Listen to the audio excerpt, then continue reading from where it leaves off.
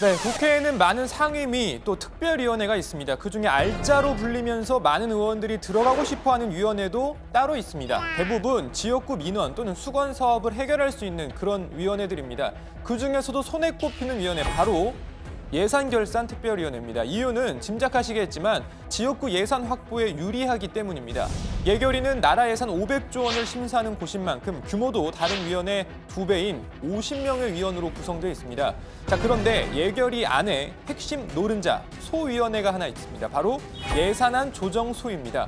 조정소위에서 예산안 심사 결판 납니다. 이걸 넣고 또 이건 빼고 이걸 예산안 조정소위에서 결정을 하는 겁니다. 조정소위가 오늘 본격 가동됐습니다. 여야 위원들 어떻게 구성됐을까요? 핵심 위원회 안에 또 핵심 소위이기 때문에 여야 각 당 내 경쟁도 치열하고 또 여야 입장에선 이른바 전투력도 고려해야 합니다. 거기에다 지역 안배도 중요합니다. 매년 예산 조정소위 인원 구성을 놓고 막판까지 여야가 줄다리기를 벌이는 이유입니다.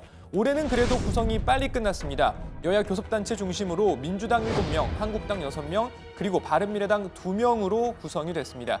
가동 첫날인 오늘 여야 기싸움이 이어졌습니다. 깎으려는 야당, 막으려는 여당, 각 당 지도부의 장외 지원 사격부터 팽팽했습니다.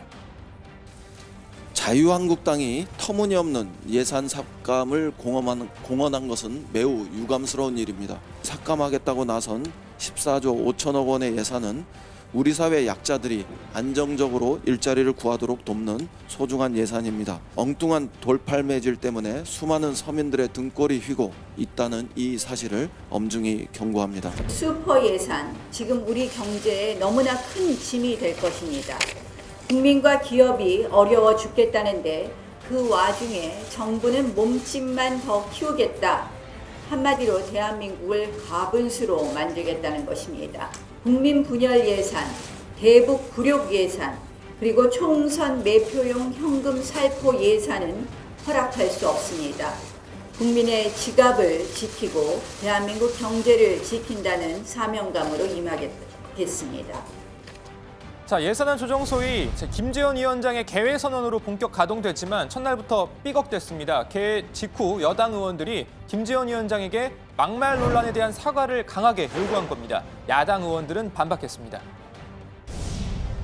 예결위를 원만하게 이끄셔야 할 분으로서 국민 입장에서 매우 부적절한 발언이었다고 판단합니다.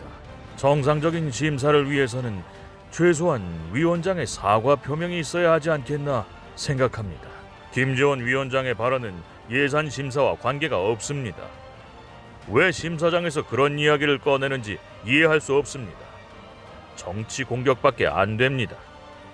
자, 이에 대해 김재원 위원장은 유감스럽지만 사과는 없다고 선을 그어버렸습니다. 그리고 회의도 중단됐습니다.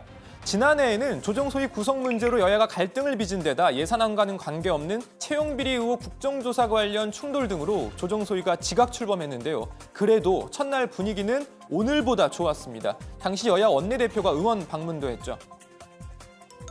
김성대 대표가 소위 정수 이 큰 걸 양보하는 바람에 제가 김성대 대표한테 내가 어제 밤에 내가 난리를 쳤거든요. 어떻게 하겠습니까?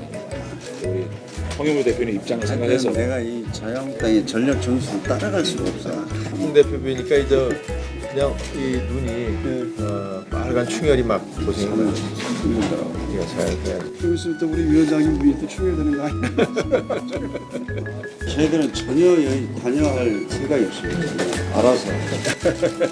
아니 뭐 저희 원내대표들은 좀 늦은 감이 있습니다만은 개수 소위원 여러분들한테 너무 이렇게 촉박한 시간을 들여가지고 한편은 미안하기도 하지만 그래도 최선을 다해서 여러분들이 뭐 잘해주시리라 믿고 저희들은 열심히 뒷받침하겠습니다.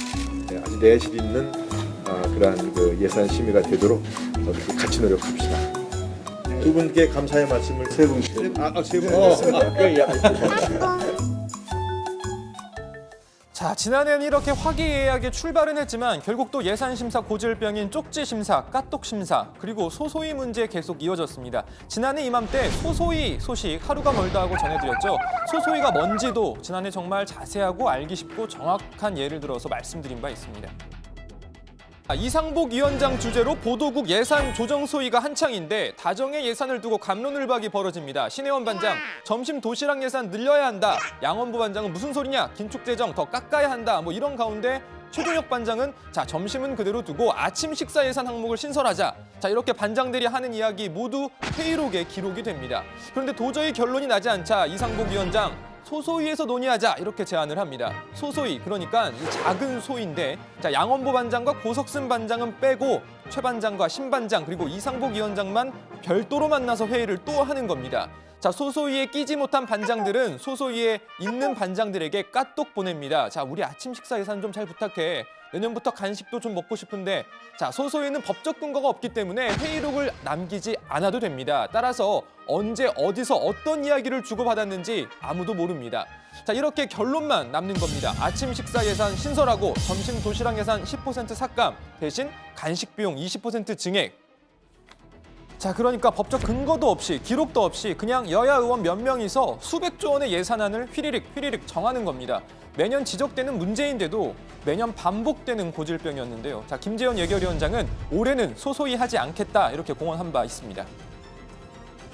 회의 장소도 없고 회의를 진행하는 그 멤버가 누군지도 모르는 상태에서 어느 날 이제 결론이 발표되고 이렇게 해서 비판을 많이 받았거든요. 소소위 제도 자체는 더 이상 운영하지 않고 지금 현재 예산조정회의 끝에 마지막으로 정리해야 될 부분은 간사회의를 통해서 그 정해진 장소에서 회의실에서 많은 분들이 지켜보는 가운데 회의를 진행하는 것이 맞다고 봅니다. 네, 과연 이 약속 제대로 지켜질지 마지막까지 지켜보겠습니다. 자, 그리고 참고로 중단됐던 예산안 조정소위 회의는 오후에 다시 재개됐습니다.